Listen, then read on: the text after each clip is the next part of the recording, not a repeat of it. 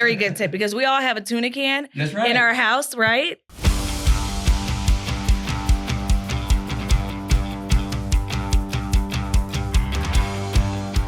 Welcome back to Orange Slice Season 3. We are so excited you guys are here to join us. We've got a special individual here. He is the curator of special gardens right here, Mr. Jamie James Ashmore, right here in the flesh. Welcome. Thank you. We're so glad to have you here, especially during or as we enter the spring season. Got our first daffodils in the gardens just last week. Yeah, so spring is officially here. Snowdrops and daffodils are blooming. Did you bring me some? No, I didn't. I'm sorry. I took a picture though. Okay, maybe next time. So that means he has to come back. Yes, give me a couple of months, and I can get bouquets this big. Awesome. We'll be looking forward to that. Mm-hmm. So a lot of people know about gardening and about horticulture as we enter the spring, but they don't necessarily know like what OSU-OKC has to offer. Can you elaborate a little bit about your department? Oh, yeah. We offer classes. You can take classes in just general horticulture. They also offer a floral class. I think that goes on in the summer. It's an intensive class. I think it's over the weekends and 5-hour days, but you really learn everything you need to learn about floral.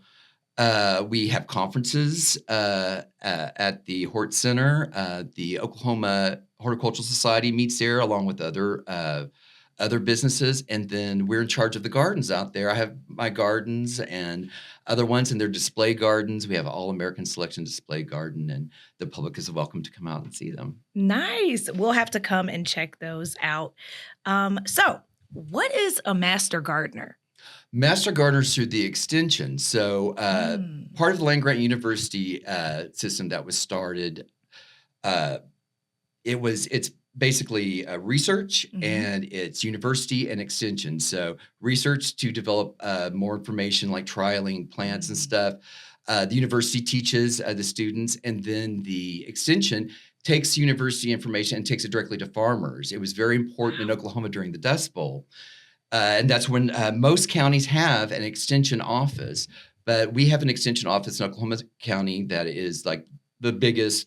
Tulsa and Oklahoma counties are the biggest. And we actually moved our emphasis to farmers. That's more in agriculture, but it's also gone to urban gardeners. And that's where we give the information from the university to just regular citizens of Oklahoma City. And they can come over and take advantage of it there at the extension. Wow, that's good information to know. So even if you're not a student, but you're into gardening and farming, you can come out to the horticulture department and ask for information, even absolutely potentially enroll in classes, right? And this is it's a good way to go to the extension. They're there to interface with the public, get your toe in, see what type of different things you can do either for fun as a hobby or for a business, and then you can research it there and then take classes afterwards when you figure out what your field of study is going to be. Wow, that is good information to know. So why do you do what you do? What motivates you to really dive deep into the soil and have a love and passion for gardening? Oh, spite. No, just joking. No, it is. I just love plants, and I love plants. I love talking to people about plants. And I love the emotion that is drawn up from plants, and I love the more of a biodiversity and more plants that we can actually get in our environment and wildlife, the healthier that the actual nature is going to be. So it's able to restore a lot of damage that it's been done. Nice. So I heard. Just from someone, that you actually host a radio program that's about gardening. Yes, it's the Garden Show, and it is, the Garden Party, and it's on 100 a.m. on Saturdays from 11 to 1. And I took the position as host from Julia Laughlin, who was the department head of horticulture. She was my teacher, and we're very good friends. And then she moved to be the agent at the extension, and so now I volunteer for her. So and I took over her radio show. So, Nice. Giving back. And you're that's still right. volunteering. And I I'm still love that. volunteering. Oh, and I'm officially now the longest host that they've ever had. Wow. I've been there, I think, like 6 or 7 years now. Oh my gosh. Yeah. Oh, Congratulations thank to you. that. Thank you. So everyone can tune in. Let them know again. Yes. Oh, it is KTOK. If you can listen to an AM radio station or find Mhm. one, it is. Oh, I'm sorry. You should go to iHeart Radio on the app, and you can get it that way. But it's KTOK Garden Party. Nice. iHeartRadio. Yes, it is. Yes, That's I it. have that application. So Oh, I will there be you go. tuning in on Oh, Saturday thank you. mornings. It's a call-in show. Okay. It's Saturday from 11 to 1. It's a call-in show. And if you have problems, you can call in. I give you answers. Yes, I do have a plant problem, but I do not want to discuss it live. So I will have to ask you about it. So I just want to let you know that this episode will release in about mid to late March. What should Oklahoma gardeners be doing around this time? What should they be planning? Oh, March. Okay, you are going to be lulled into all the plants that are at the garden centers right now, and it might be 80 degrees outside, but our average frost is April 15th. It always has been and always will be. So tax day is when we can reliably know that it's not going to freeze again. I mean, on average. And our first frost is usually November 1st. So it's the day after Halloween tax day. So if you're tempted, if you have to plant something, something that's cold tolerant like snapdragons or kale or something like that. But do not plant tomatoes or okra or anything that is heat loving. Wait until at least April 15th, and you can go to May 1st is even better. Nice. Thank you for that. But we can start planting kale. Oh, absolutely. You can start planting kale. By March, you can start throwing out direct sowing seeds of like wildflowers. Nice. And there's a lot of snapdragons, bachelor buttons, tons of spring flowers you can plant around. Nice. That's good information. And I love a good kale salad. Yes, So, kale thank salad. you. Oh, and we do have a little plot at the university right where we're at that is vegetable production for our production class. So you can come out. We have kale out there. You can come out and see our kale and maybe eat some. Yes, I would love to try some. So I have a couple of questions. Like I know a lot of our viewers, they want to get healthy. Mhm. They want to plant their own vegetables and fruits, as you say. Can gardening be expensive? Oh, it can be expensive and it can be inexpensive, and it really depends on which route you go and how much actual elbow grease that you're going to do. You can buy really expensive raised beds that are pre-made that cost a whole bunch of money, but or you can just use stones that you find, or you can just raise the soil up. It's just the soil being up and bank it up on the sides. You might have to go back and keep moving it in, and that might take you more labor, but you trade off the labor for the cost of it. Right. But we do a lot of stuff, at the Hort. We do a lot of hand labor. So Nice. So what would someone like me need to get started?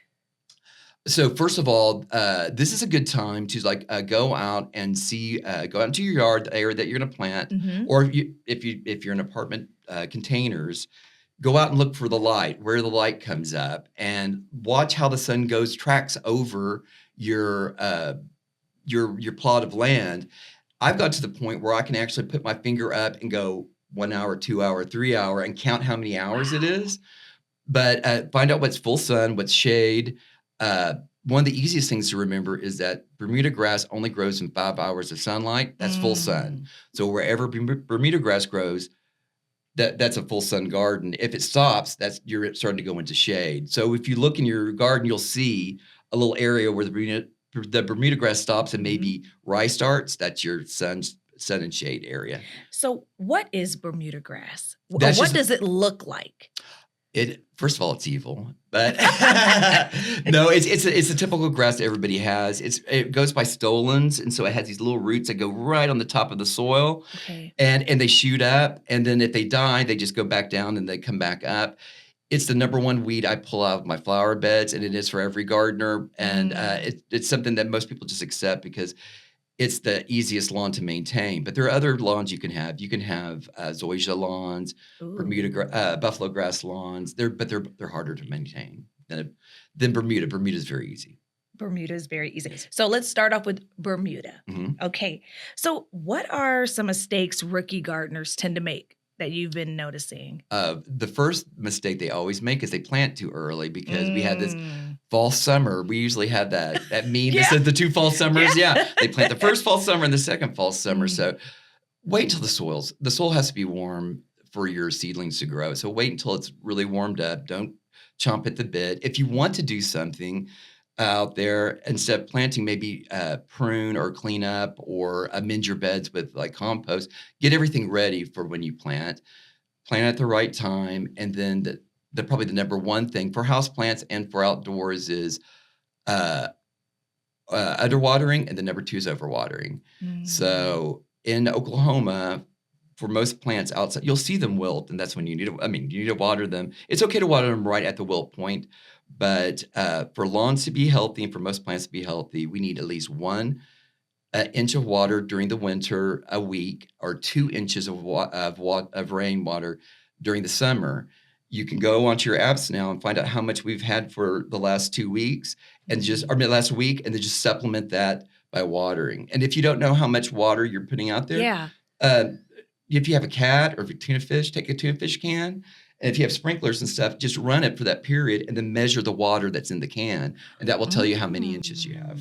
That's a good note. I thought it was a good tip. I think that's a very good tip because we all have a tuna can That's right. in our house, right?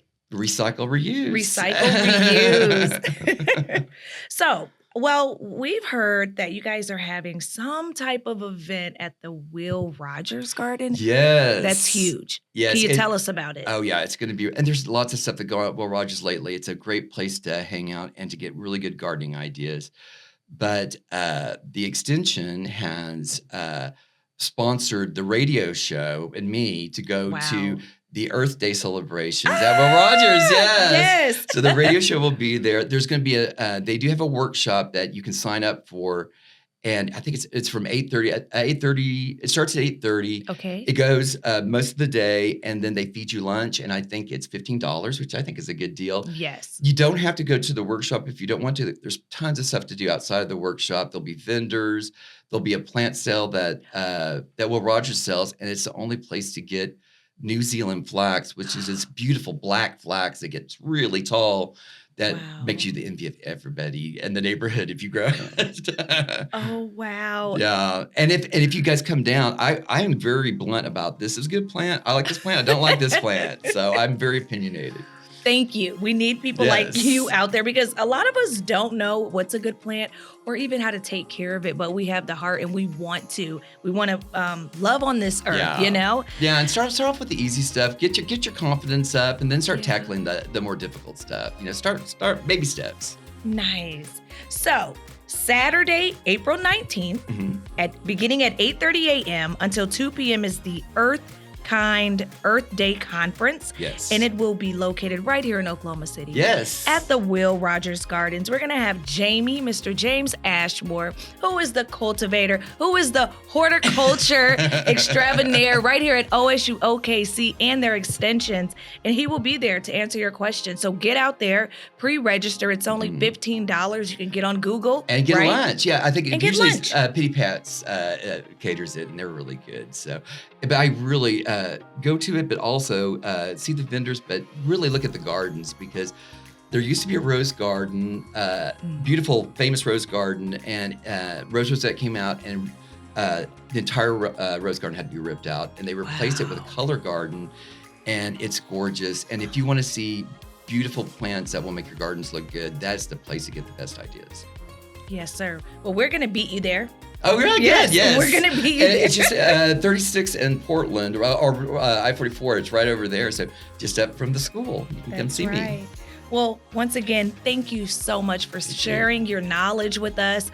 It's right on time, right as we are getting ready to have one of our last cold fronts, correct? That's right. That's right. Start getting your gardens ready for planting right now. Yeah. That's right. And you can buy plants there, and you can just keep them in, and then when the frost's over, go ahead and plant them out. You can keep them inside for a couple of weeks. It's not that bad. Well, thank you once again, Jamie. We are so proud to have you. And thank you, viewers, for viewing once again with Orange Slice, Season 3. I'm your host, Courtney Jackson.